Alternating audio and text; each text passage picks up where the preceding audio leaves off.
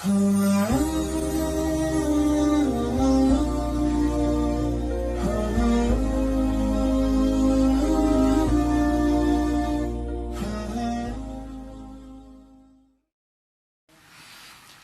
dalam sebuah hadis disebutkan, Inna lillah malakan ala baitil maqdis yunadi kulla laylah man akala haraman lam yuqbal minhu sarfun wala adal.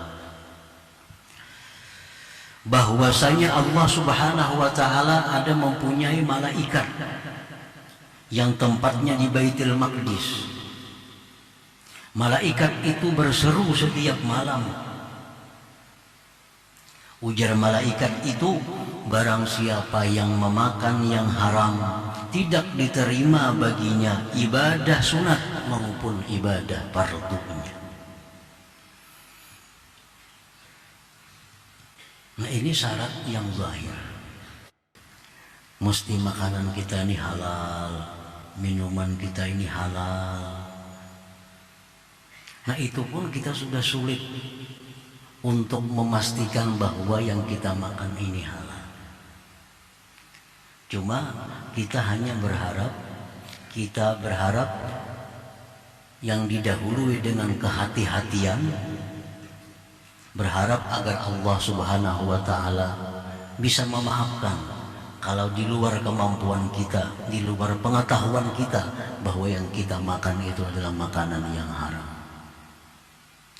Kita berharap kepada Allah agar makanan-makanan yang tidak sepengetahuan kita, makanan itu haram, bahwa itu bisa ditutupi, dilindungi, dimaafkan oleh Allah, sehingga amal kita ini bisa memenuhi satu syarat dari sekian syarat untuk diterima itu.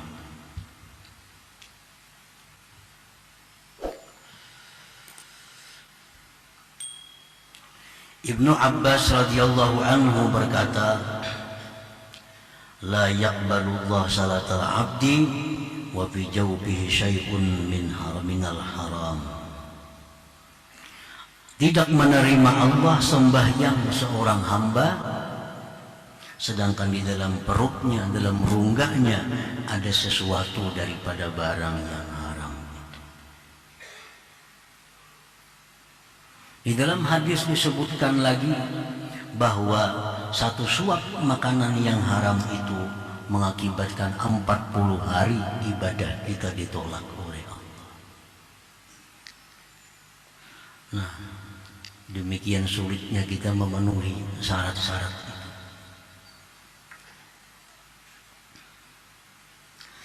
Wa qala aidan, di dalam hadis pula disebutkan, man ishtara thawban bi 'ashrati darahima wa bi thamanihi dirhamun haramun lam yaqbalillah salatahu ma dama 'alaihi minhu syai'.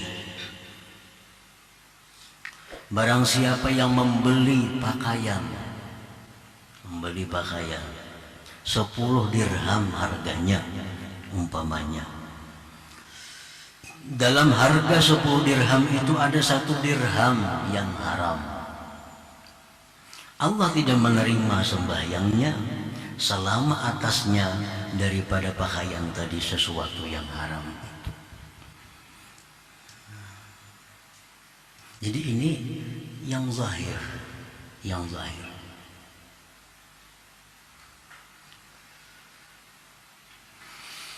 Nah, para muhibbin rahimakumullah, kalau sudah kita nyata-nyata melakukan yang haram, sudah nyata-nyata kita makan makanan yang haram, itu kita kada bisa mengharapkan anugerah Allah untuk bisa diterima, karena sudah nyata-nyata dengan sengaja kita makan makanan yang haram. Yang berharap dapat anugerah Allah ini orang yang sudah hati-hati, orang yang sudah berhati-hati. Tetapi kehati-hatian itu terbatas. Banyak hal-hal yang haram yang tidak diketahuinya, yang di luar dari kemampuannya.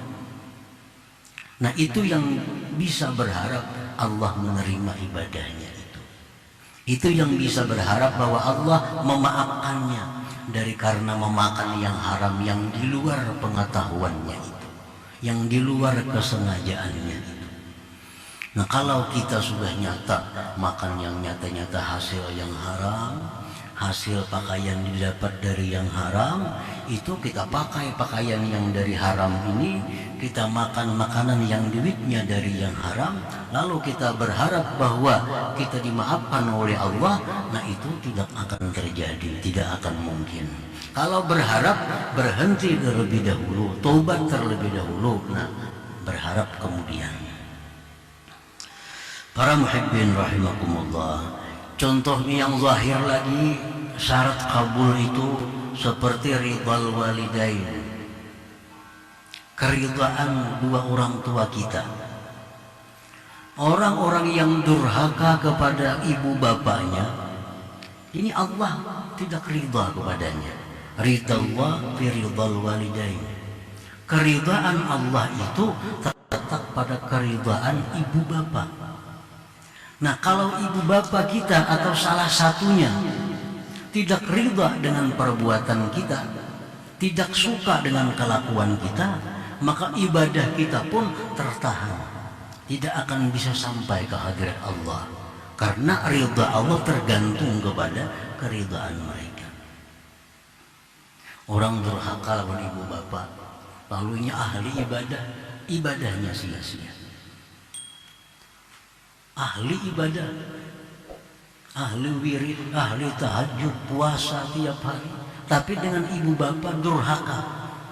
Nah, ini sia-sia ibadahnya, ditolak oleh Allah Subhanahu wa ta'ala. Ridha zauj, contohnya lagi yang zahir, ridhanya suami. Nah, perempuan-perempuan, istri-istri yang durhaka kepada suaminya, itu jangan berharap amal ibadahnya diterima oleh Allah sebelum dia mendapat keridhaan dari suaminya. Apabila seorang perempuan ini pernah melanggar apa yang dilarang oleh suami, nah ini durhaka kepada suaminya, beribadah setelah itu ibadahnya tertolak sebelum dapat keridhaan daripada suaminya. Nah, ini contoh syarat-syarat diterima amal yang zahir. Contohnya lagi, as-sahna, berbantah. Orang yang berbantah lebih dari 3 hari, nah itu pun amal ibadahnya tertahan, tidak akan bisa sampai ke hadirat Allah kalau belum beres, kalau belum islah perbantahan itu. Jadi sangat banyak syarat-syarat untuk diterimanya sebuah amal itu di sisi Allah Subhanahu wa ta'ala. Para muhibbin rahimakumullah. Wa ammal batinah, adapun syarat-syarat yang batin untuk diterimanya sebuah amal, minha setengahnya al-ikhlas. Ikhlas. Di ayya'mala lillah, dengan dia beramal itu karena Allah. Nah, dia beramal itu karena Allah. Baik karena Allah itu menjunjung perintah Allah, atau mendekatkan diri kepada Allah, atau mendapatkan keridhaan Allah, itu termasuk karena Allah. Atau takut terhadap Allah, atau mengharapkan kasih sayang Allah, itu termasuk ikhlas. Dia beribadah karena diperintah Allah, ikhlas. Dia beribadah karena mendekatkan diri kepada Allah, ikhlas. Dia beribadah untuk keridhaan Allah, ikhlas. Dia beribadah agar dijauhkan dari azab Allah, termasuk ikhlas walaupun kedudukannya rendah. Dia beribadah agar diberi rahmat oleh Allah, ikhlas. Pokoknya ikhlas itu artinya ayya'mala lillah, bahwa dia beramal itu lillah. La li talabi hamdin nas wa ta'zimihim wa jazaihim, Tidak ada tujuan beramal itu mencari simpati manusia, tujuan pujian manusia. Tidak ada beramal itu mencari pujian manusia, mencari kehormatan, keagungan di sisi manusia, dan balasan manusia. Nah, apabila kita beribadah, beramal dengan tujuan bahwa agar dipuji, agar dihormati, agar dibalas perbuatan baik kita oleh manusia, itu sudah tidak ikhlas. Artinya amal itu sudah ditolak oleh Allah Subhanahu wa Ta'ala. Karena di antara syarat kabul amal itu adalah al-ikhlas.